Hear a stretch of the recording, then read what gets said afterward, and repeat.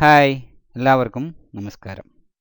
ഇന്നത്തെ വീഡിയോയിൽ നമ്മൾ നോക്കാൻ പോകുന്നത് ഓട്ടോകാഡിൽ മൗസിന് തൊട്ടടുത്തായിട്ടുള്ള കമാൻഡ് ബാർ എങ്ങനെയാണ് ഓൺ ചെയ്യുന്നത് എന്നും എങ്ങനെയാണ് ഓഫ് ചെയ്യുന്നത് എന്നുമാണ്.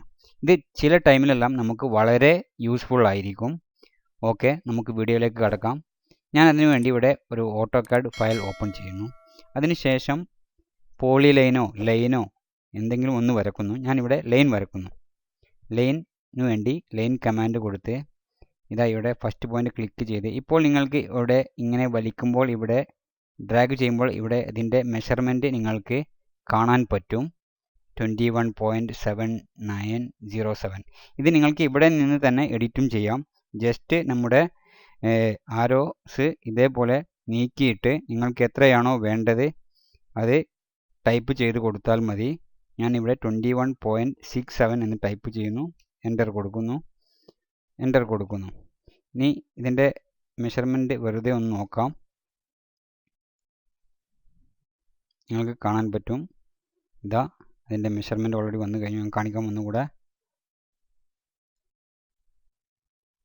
ഇവിടെ കാണുന്നുണ്ട്. ഓക്കെ, ഇനി ഈ കമാൻഡ് ബാർ മൗസിന് തൊട്ടടുത്തുള്ള കമാൻഡ് ബാർ ഓഫ് ചെയ്യുന്നത് എങ്ങനെയെന്ന് നോക്കാം നമുക്ക്. ഞാനിത് ഡിലീറ്റ് ചെയ്യുന്നു. വീണ്ടും ഒരു ലൈൻ വരക്കുന്നു. ഇതിങ്ങനെ ഡ്രാഗ് ചെയ്യുന്നതിന് ശേഷം നിങ്ങളുടെ കീബോർഡിൽ F12 പ്രസ് ചെയ്ത് കഴിഞ്ഞാൽ ഇപ്പോൾ അത് ഓഫായി. ഇപ്പോൾ ഞാൻ എങ്ങോട്ട് വരക്കുകയാണെങ്കിലും അതിൻ്റെ ആ കമാൻഡ് ബാർ കാണുന്നില്ല. ഞാൻ വീണ്ടും F12 പ്രസ് ചെയ്യുന്നു. അത് വീണ്ടും ഓൺ ആയി കഴിഞ്ഞു. അത് കാണാൻ പറ്റും. നിങ്ങൾക്ക് എങ്ങനെ വേണമെങ്കിലും ഇതുപോലെ എഡിറ്റും ചെയ്യാം. ഞാൻ ഓൾറെഡി പറഞ്ഞു കഴിഞ്ഞു. ഞാൻ ജസ്റ്റ് ഇത് എഡിറ്റ് ചെയ്ത് 10 ആക്കുന്നു. എൻ്റർ കൊടുക്കുന്നു. അപ്പോൾ അത് 10-ൽ ലൈൻ വന്നിട്ടുണ്ടാവും. F12 പ്രസ് ചെയ്ത് കഴിഞ്ഞാൽ ഓണും ഓഫും ആവും. ഓക്കെ, ഇനി സർക്കിളിനാണെങ്കിലും അതേപോലെ തന്നെയാണ്. നിങ്ങൾക്കത് കാണാൻ പറ്റും.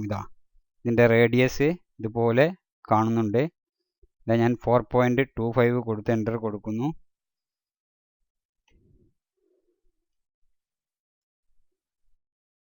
ഇതിൻ്റെ റേഡിയസ് നമുക്ക് നോക്കാം. 4.25.